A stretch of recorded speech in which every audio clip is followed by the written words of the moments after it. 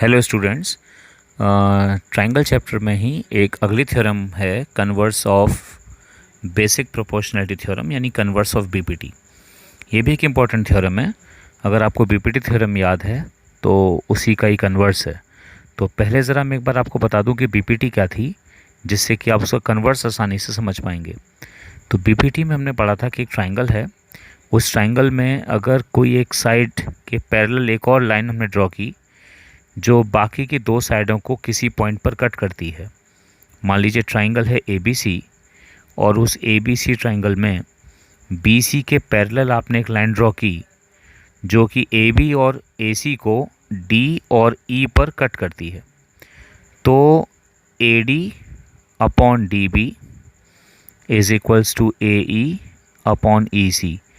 Basic proportionality theorem की वजह से ये रेशियो क्या होगा, सेम होगा। अब एक कन्वर्स है। कन्वर्स में क्या होता है कि फिर से एक ट्रायंगल है।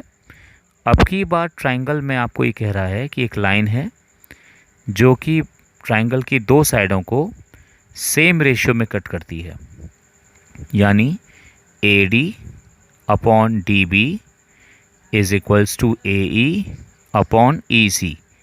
ये है, ये गिवन है। ये चीज़ अगर है तो ये साइड पैरेलल होगी।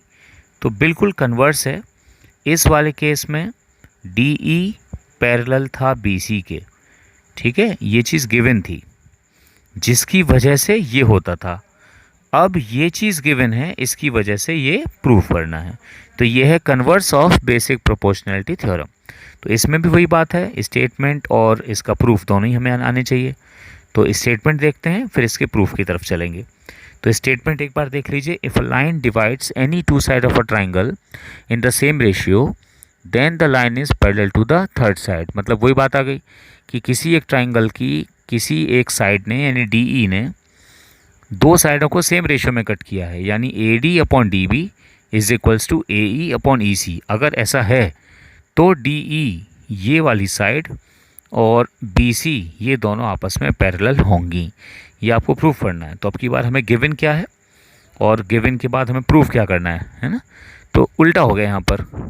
हमें यहाँ पर जो गिवन है वो बीपीटी में प्रूफ करना पड़ता था, और जो हम यहाँ कन्वर्स में टू प्रूफ कर रहे हैं ये वहाँ पर हमें गिवन था।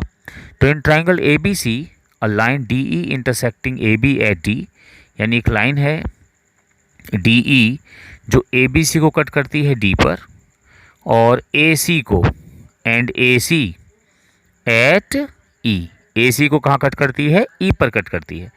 कैसे कट करती है, such that A D upon D B is equals to A E upon E C. तो D E parallel to B C, ये हमें प्रूफ करना है। तो इसके प्रूफ करने के लिए हम जो मेथड इस्तेमाल करने वाले हैं उसे बोलते हैं कॉन्ट्राडिक्टरी प्रूफ। कॉन्ट्राडिक्टरी प्रूफ, ठीक है। इस टाइप के जो हम प्रूफ करेंगे, जो मेथड यूज़ करेंगे उसे बोलेंगे कॉन्ट्राडिक्टरी प्रूफ। तो इसके प्रूफ से पहले हमें कंस्ट्रक्शन करना पड़ेगा। कंस्ट्रक्शन हमने क्या किया, हमने यहाँ पे एज्यूम किया है, हमने मान लिया है कि डी ई डैश जो है वो बी सी के पैरेलल है। हमने जो डी ई डैश बनाई है ये पैरेलल बनाई है बी सी के, ऐसा हमने यहाँ पर एज्यूम किया है, मान लिया है। हालांकि पैरेलल नहीं है, हमें दिख रहा है पैरेलल नहीं है, पर हम यहाँ पर बस ऐसा मान रहे हैं कि डी ई डैश जो है वो बी सी के पैरेलल है। तो अब प्रूफ करते हैं। अब हमने तो यहाँ पे कंस्ट्रक्शन किया था डी ई डैश जो है वो पैरेलल है बी सी के। अगर डी ई डैश पैरेलल होगी डी ई डैश तो क्या होगा। अब देखो, तुम्हें यहाँ पे पता होना चाहिए कि हमने पढ़ रखा है किसी भी एक ट्राइंगल में बीपीटी थ्योरम पढ़ी है आपने, और बीपीटी थ्योरम के अकॉर्डिंग हमने क्या पढ़ रखा है, किसी भी एक ट्राइंगल में अगर आपने एक साइड ऐसे पैरेलल कर दी है डी ई डैश, पैरेलल कर दिया आपने बी सी के एक ट्राइंगल ए बी सी में, तो बीपीटी क्या कहती है कि A D upon D B is equals to A E dash upon E dash C. BPT यानी ये वाली थ्योरम 6.1। तो इस 6 पॉइंट थ्योरम इस्तेमाल करेंगे 1, तो हमें ये मिलेगा बीपीटी के, ठीक है ना। अब इसके बाद लेकिन हमें दे क्या रखा है, क्वेश्चन में हमें तो गिवन कुछ और था। क्वेश्चन में हमें गिवन है कि A D upon D B is equals to A E upon E C. ये गिवन है, ये पार्ट हमको गिवन है। लेकिन बीपीटी क्या कहती है कि A D upon D B is equals to है A E dash upon E dash C. अब फ्रॉम 1 एंड 2 दोनों बातों को ध्यान से देखो, इधर का एल एच एस दोनों का सेम है तो दोनों का आर एच एस भी सेम होगा। तो फ्रॉम 1 एंड 2 हमें पता चला कि A E dash upon E dash C is equals to A E upon E C. अब ये दोनों इक्वल हैं तो दोनों में मैं तरफ 1 ऐड कर दूं, इधर +1 इधर +1, तो इसमें कोई फ़र्क तो पड़ेगा नहीं। हमने पढ़ रखा है कि दोनों तरफ हमने सेम चीज़ को इक्वल अगर ऐड किया है तो जो रिज़ल्ट आएगा वो भी इक्वल आएगा। अब ऐड करने के बाद मैं इसका एलसीएम लूँ, तो आप मुझे बताओ एलसीएम लेने के बाद क्या आएगा, ए ई डैश और प्लस ई डैश सी अपॉन ई डैश सी, यानी +1 करने के बाद अगर मैं एलसीएम लूँ तो मुझे ये चीज़ मिल जाएगी।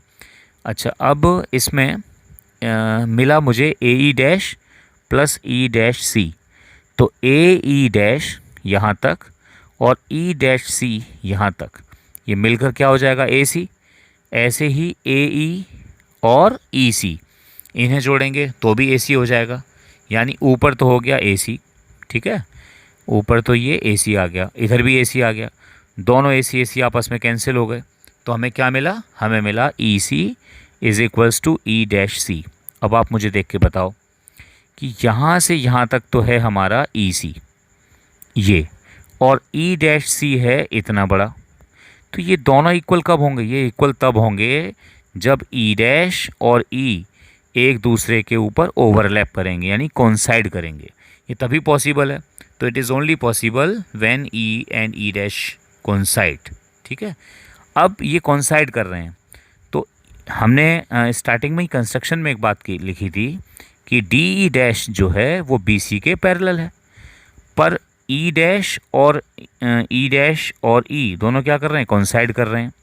तो जब D E dash B C के पैरेलल है तो डी ई भी बी सी के पैरेलल होगा, यही हमें प्रूफ करना था, ठीक है। ये हैंस प्रूफ, तो हमने यहाँ पे हमने प्रूफ किया कन्वर्स ऑफ बीपीटी, ठीक है। इसको ध्यान से समझ लीजिए और फिर अगले लेक्चर में मिलेंगे एक नई थ्योरम पाइथागोरस थ्योरम के प्रूफ के साथ। ये सारी थ्योरम्स बहुत इंपॉर्टेंट हैं, बोर्ड में कोई भी एक थ्योरम ज़रूर आपको स्टेटमेंट और उसका प्रूफ पूछा जाएगा। तो अगली थ्योरम के साथ मिलेंगे, पाइथागोरस थ्योरम।